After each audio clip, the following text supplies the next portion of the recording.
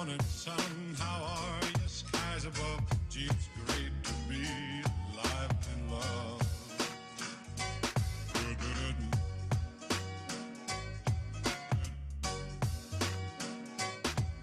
good morning, sun.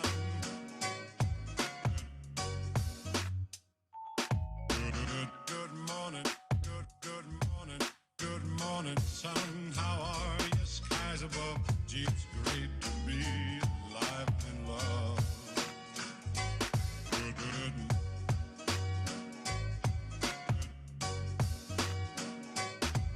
good morning, sun. Good, good morning, life. Good morning, sun. How are you? Skies above. Gee, it's great to be alive and love. Good, good morning, sun.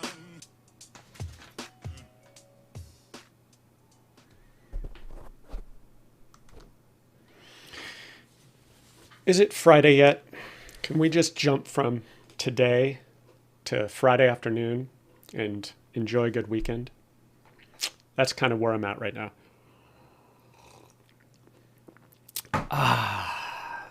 So I this is a discussion of what can we learn from change requests, and I use change requests somewhat euphemistically because I was trying to find a positive way of spinning this, but it's not always positive. If you've done software development for very long, you have invariably had situations that did not turn out well. Whether that was, well, let's just take a look at what that could possibly be. And good morning, by the way.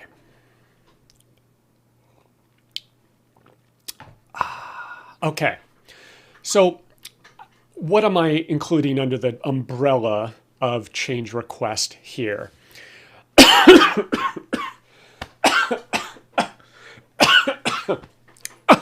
Excuse me. I'll die on camera. That coffee is dangerous. So I'm including everything. I'm just calling this change request. And it could be a bug, a minor bug, a big bug. It could be a typo. It could be a mistake. Oops, I didn't mean to do that. Thank you. Bless you. Yep, thank you. It could be that someone forgot something, and that can occur anywhere along the communication chain, as I'll discuss. It could be an unanticipated complication. Everyone did everything right, but then you go to deploy your software and some problem occurs. You're like, we would have never anticipated that. It could be a UI layout or redesign. Like, well, these fields are over here. I want them over there, and I want them reordered like this. Anything like that, right? It's like after looking at it and seeing it, you change your mind. That's totally fine. And related to that, just changing your mind. It's like, well, we changed our mind. We did think we wanted this, but now after thinking about it or something changed in the business, we want to do this. Totally fine. It can be an oversight in the requirements or design process, right? Like, didn't even occur to us. We missed this. When speaking with these people from this department, that just never came up. It didn't occur that would be relevant to this process. It could be a communication issue. Jeez. Yes, Friday, please. So I'm just using change requests as a generic term to try to positively encompass all of these possible scenarios, right? And you could use much less positive terms to describe these naturally.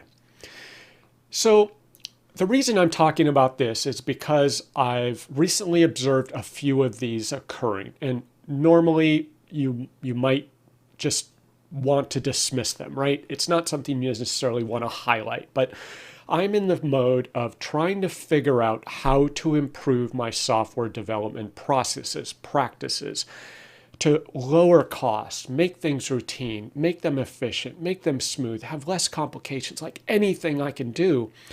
And if that involves highlighting a mistake I made, something I missed, something I should have done better, I'm cool with that. I have no problem with that. And if I screwed up, I'm first to raise my hand and say, I'll take that one.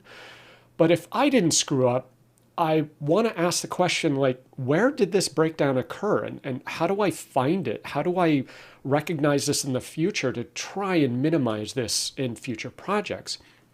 And sometimes you can't, but I at least want to try to observe the mistakes and try not to make the exact same mistakes multiple times in the future, right? That's kind of the goal. And I'm okay with admitting mistakes. Like, that's part of the process. So this is a very small example, but I think it's often overlooked, and I think it's insidious in a lot of software development, in that you just don't realize how these small things can build up, and you can have 10 of these small things that get overlooked, resulting in a less than optimal user experience. So here's a simple example that I actually encountered. We were developing a piece of software that had an interval, right? So how often do you want this thing to occur, this message, this transaction, this reminder, whatever it is? If it's a recurring thing in your application, the user is choosing how often something can occur. And so we had an Enum in Business Central, and it was monthly. Like, you want this to occur monthly, you want this to occur quarterly, or maybe it's an annual thing, right? So do you notice what's going on here? And 4 people looked at this a dozen times, and it didn't occur to us until after release, when one of us said, well, there's monthly, there's quarterly, then there's annual. Why didn't we call it annually? And we all looked at each other and said, great question. I don't know. We just never thought about it before. And so I thought, it's seemingly minor, but I'm concerned. I want to stop. I want to say, whoa, how did we miss this? And you're like, Steve, it's just an LY. Come on, put a caption on it. Done. No, it points to something we missed in our design, our development, our beta testing, our review. Multiple breakdowns had to have happened for that to get released without us noticing. And it's not about blame. It's like, okay, how do we internalize this, or whatever the word is, just so that we think about it and okay, how can we avoid these things in the future? Because if it slipped through this time, I will bet you there are 5 other things, very minor, that we may have missed. So we work through dozens of other features and tasks at the time. So these are kind of the excuses, right? We're juggling dozens of other things. So the LY on annual versus annually, we just miss. We didn't look at it. It's like, okay, it was one value in one dropdown on a page with 35 plus fields. So we're dealing with the whole big picture.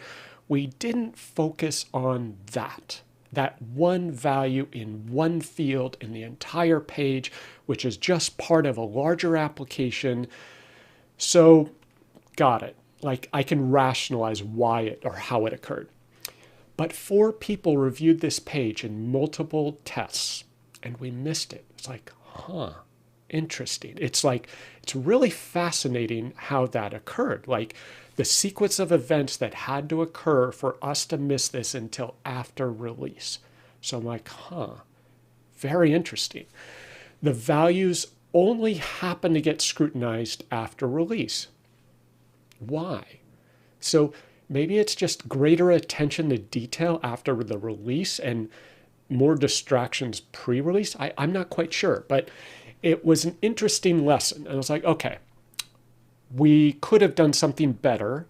It's seemingly minor, but I want to focus at that level of detail in order to improve my software so that it is better for the user, so they don't see inconsistencies and it's not some cognitive annoyance in the background of the user as they use the user interface. So what are some opportunities for improvement on this? carefully deliberate every enum value. Like, it only takes a couple minutes. And as long as you're conscious of that, like, it just, in theory, gets resolved. Now, if you say, yes, we explicitly reviewed this, yes, we explicitly think this is the right way to go, and later on you find it needs a change, fine. Like, that's a change. I'm cool with that. But I don't want it to be an oversight, a mistake, something you didn't even consider, or I didn't consider. So I'm fine now, carefully deliberating every enum value, right? Attention to detail. Like, it comes down to every single word on our UI, every single option in a dropdown, every single word on a dialog box, as I'll get to. I want that to be deliberate, not just off the cuff, accidental, thrown in somewhere without thought, right? I want there to be thought in every word that goes on the UI. And it's not hard to do as long as you recognize that as a step in the software design and development process. And the same thing, so how did we solve this? Well, thankfully, it turned out that there was an easy fix to change annual to annually with a caption. We're first kind of horrified, we cannot change an enum because that's a breaking change. Then we learned about captions, which I've talked about before. And related to that, we had an additional value in that enum, and we changed our mind. We said, well, is having an additional value of, say, quarterly, is that better for the user, or could that create more confusion? And we found an alternative that we think is simpler. So we made a design choice to eliminate an entry in our enum. But our enum had already been published with a release. So we found the values allowed properly to suppress that enum value in the UI. And Yun Chu has an excellent blog post explaining how values allowed can be used to suppress certain values in certain dropdowns. So we went with that approach for now because we recognize we may bring that enum value back if we have enough customer demand for it. But for now, we want to limit the options, reduce the training time, the learning curve. So we've used both strategies for now. So we were very deliberate. After catching that LY on annual, we're like, okay, let's stop. Let's rethink literally every single value and talk about it, which we did. So that was helpful. So after watching Eric's video about like dialogues and dialogues being meaningful or useless or annoying or overly technical and not providing instruction, I am now going to review every field caption. Literally, let's talk about this caption for this field. And I just did this last night. We have one caption that had like repeat X times, for instance, just making this up. And it literally said repeat X times, so the capital X. And I thought, let's pause. Repeat X times. That makes sense to me as a developer, makes sense to someone who does looping or maybe mathematics, that type of thing, X as a variable. But I thought, I don't know if an end user will like that. So we ran it by our other members of our team, and kind of as I suggested, what does that mean? That was the feedback. I was like, okay. So if we restructure that caption to be repeat blank times with underscores, is that clear? And the response was, well, yeah, that makes sense to me.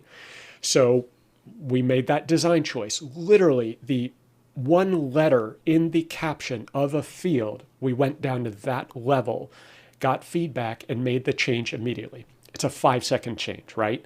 And if we make that 5-second change now to that caption for that field, and that reduces confusion for new users, that reduces our support cases down the line, that's a win. And so I'm willing to spend that 5 minutes at the caption level.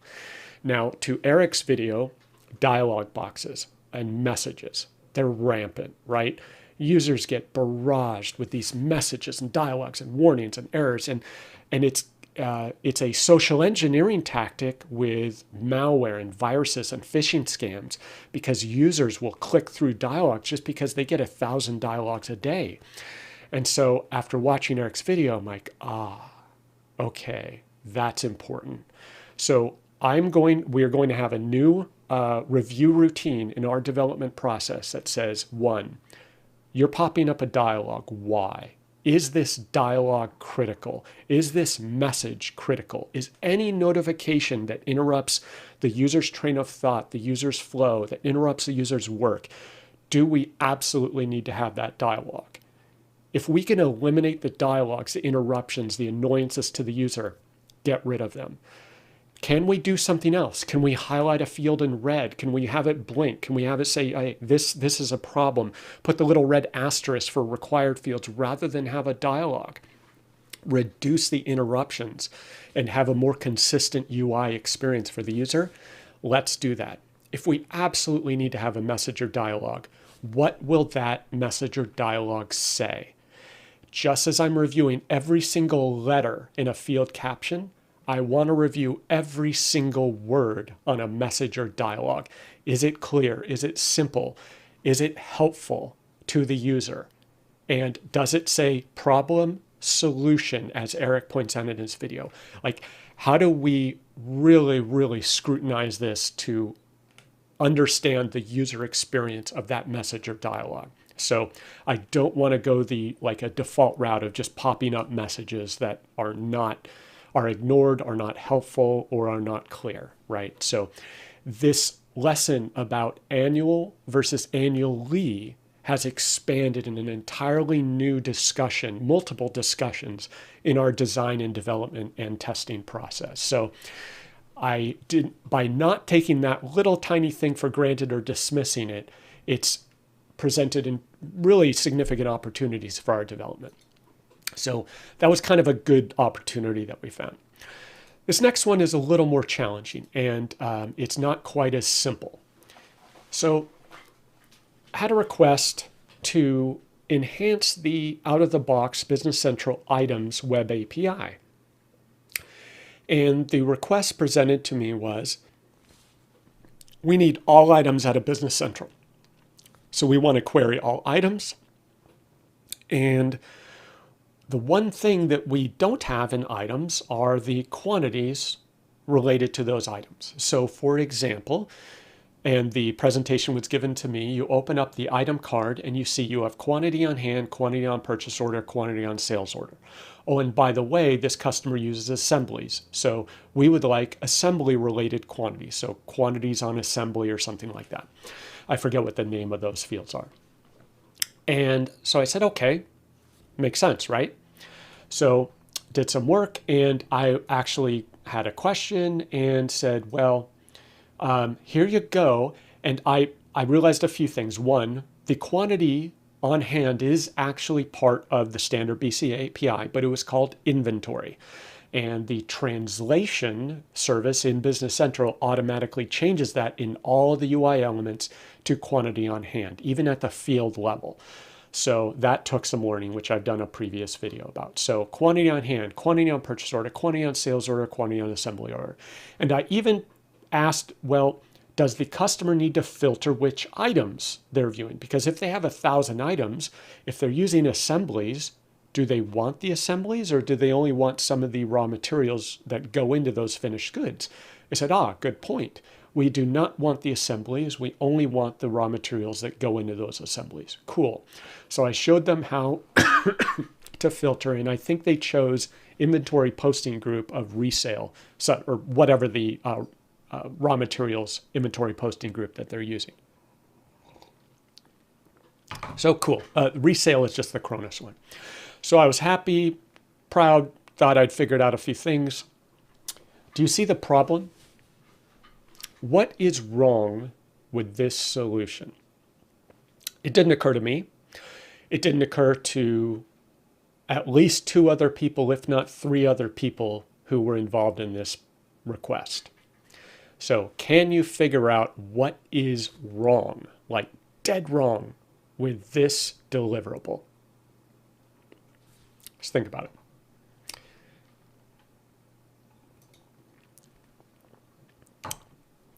That is not what I need, was the response.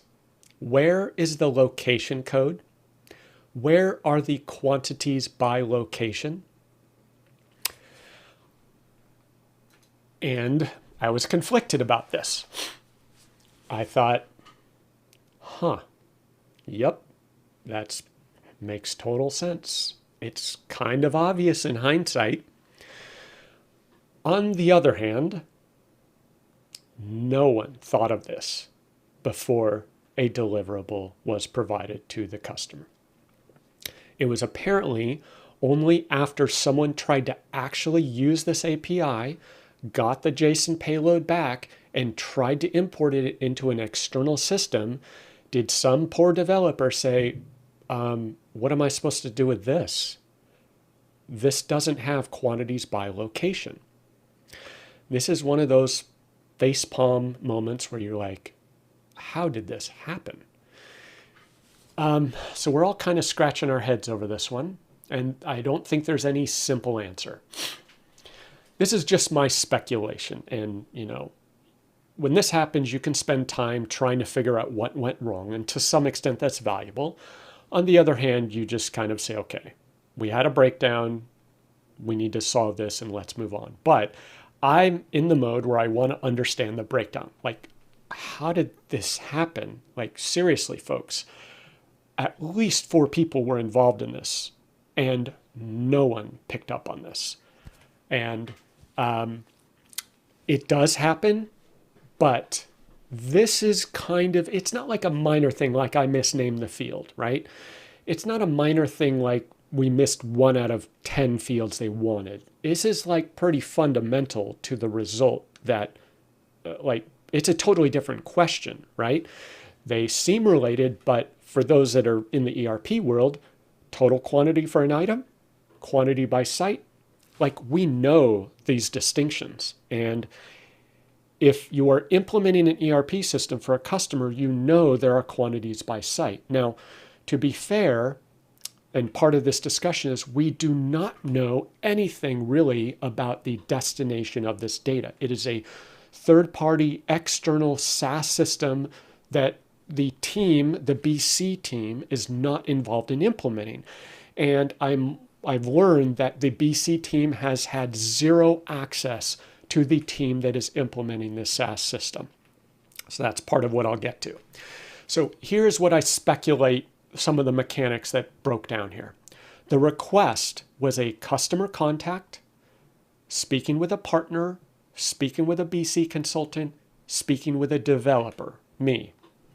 So the request came down, and I already outlined the request that, as I interpreted it, we want the item API, but we want quantities on that item API. My mind instantly went one direction, said, great, we have the items API in Business Central. Let's add the quantity fields. And of course, that's the total quantity for the item across all sites. It did not occur to me to think about quantities by sites, like at all. It just, only after I saw the email did I say, aha, gotcha. Yep. Reality, we think, is it's really a SaaS integration consultant who is communicating with a customer who does not understand JSON payloads, who would not have thought of quantities by site, who then communicates this to a customer. So it's a telephone chain, right? It's where you sit in the circle with 30 people and you say the zebra is at the zoo at the beginning, and it ends up being, it's a sunny day today at the end, right? The message gets totally misinterpreted along the way. And the message may not have been clear even at the SaaS integrator level, because they're just assuming that that's obvious. The request that, I received no written request from the customer contact or SaaS integrator. Everything was verbal via telephone call. And so lots of breakdowns here, right? So why, someone would have known that there are locations in Business Central, right? Locations in BC versus the SaaS system. We don't have any visibility of the SaaS system, so we don't know what they want. Maybe total quantity would have been fine. We didn't know, but apparently not. So lots of things, lots of questions come out of this, right? How did this happen? So, okay, how do we try and resolve this? One of the red flags that I have learned over the years is when the request comes from someone who is not the actual user. And commonly, that when I've seen this, it is a manager making the request, initiating the request, specifying design or requirements, specifying requirements prior to the design process or being involved in the design process. It is the manager and not the end user. So the production manager says, this is what we need. But the people in the warehouse who are actually pushing boxes around, they're like, what? I don't even know what that means. This is what we need. And those are two totally different things. I've had that several times. So when the requester is not the end user, just red alert, alarms, red flags, whatever you want to call it, that is so often a warning sign. I did not know those were two different things in this scenario. Like, I thought it was the end user who was making this request. We speculate that is not the case. So we speculate there's at least one other person in this conversation chain who we've never spoken to who initiated the request. So nobody thought to ask about quantities by location. Should someone have thought to ask? In hindsight, sure, we can say we should have thought, but we didn't. How would we have known? I don't know how many clues there would have been to pick this up. So it's tough. Another opportunity. This request was not formally documented. So like I said, all the conversations that I received were essentially verbal, telephone calls, Zoom meetings, things like that. And you could say, well, you should have formally documented. But we said, well, this is going to be less than 3 hours total. So should we spend 1 to 2 hours on documenting this and doing all our overhead? We said, well, we punted and went with no. This is what happens, right?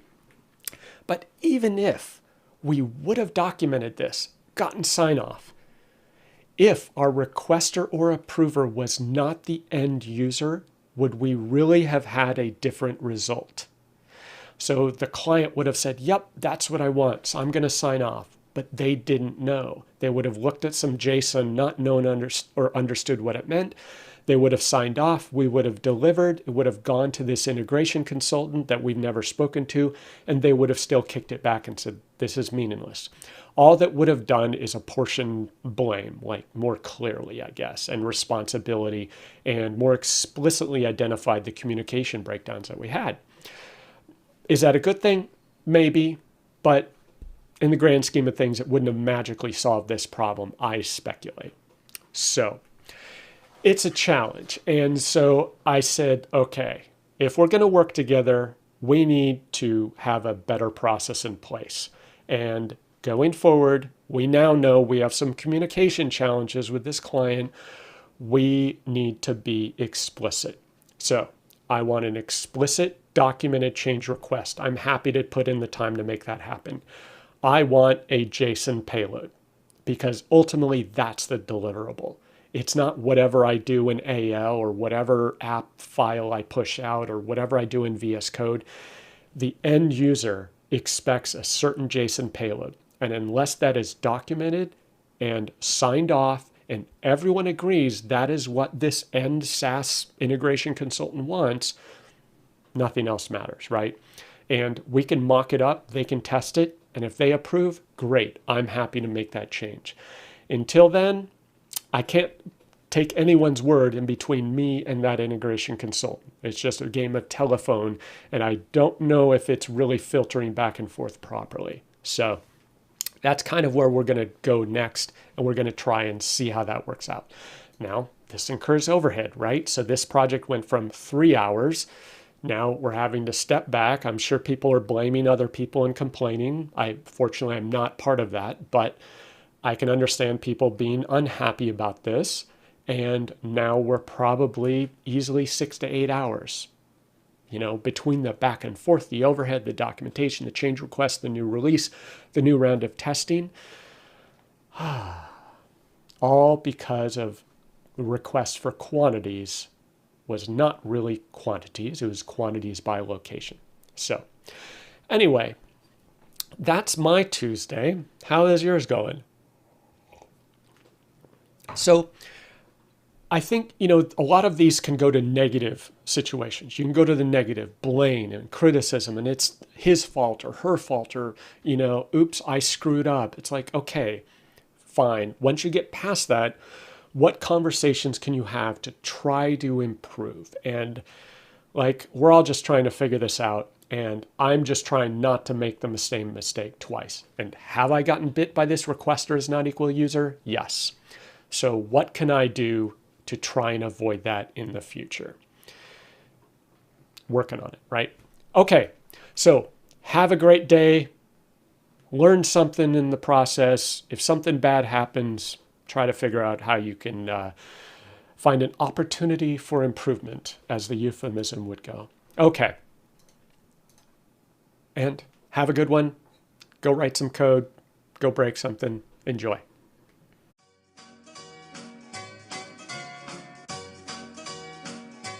Do, do, do.